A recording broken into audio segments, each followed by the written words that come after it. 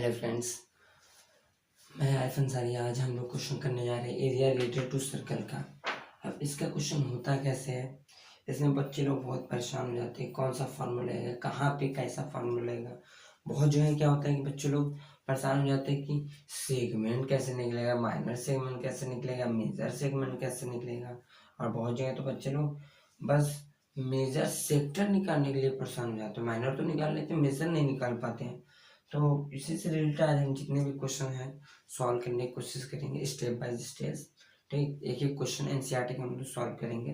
तो first question है आपका कि find the area of a sector of a circle with radius 6 centimetre if angle of the sector is 16। क्या बोला है हमें, क्या निकालना है, find the area of the sector. क्या निकालना है, area of sector of a circle with radius 6 centimetre. किसका, सर्कल का, जिसका रेडियस कितना दिया है 6 सेंटीमीटर, यानी उस रेडियस का आपका उस सर्कल का रेडियस कितना दिया, 6 सेंटीमीटर दिया है। If the angle of the sector is 60, angle of the sector is 60, यानी क्या बोल रहा है,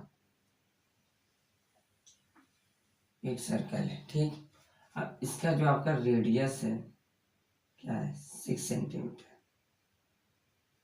ठीक, अब क्या बोला है, हमें एरिया ऑफ सेक्टर निकालना है। तो ये आपका हो गया सेक्टर, और इसे क्या बोलते हैं, इसे माइनर सेक्टर बोलते हैं।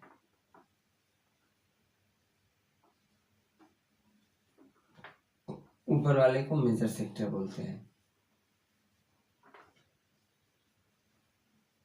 ठीक, और ये आपका जो एंगल दिया हुआ कितना है, 60 डिग्री। और हमसे क्या पूछा है, find the area of the sector, यानी इस सेक्टर का हमें एरिया निकालना है। तो अब सर्कल का एरिया निकालने के लिए यही फार्मूला यूज होता है। आप यही लगा दोगे तुरंत, लेकिन यहाँ पे ये फार्मूला अप्लाई नहीं होता है। यहाँ पे फार्मूला जो आपका अप्लाई होता है, यहाँ पे यूज होता है आपका theta equal to 360 pi r square. ये क्या है, find the area of sector.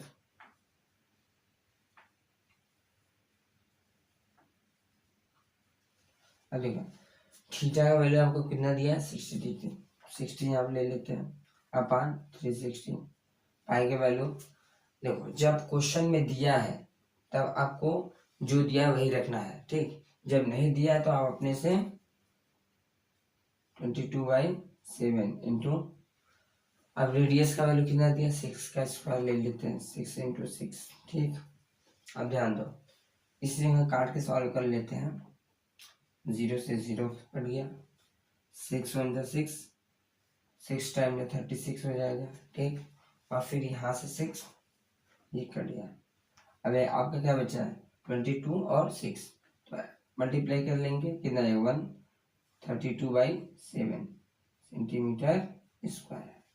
आपका ये आंसर आएगा।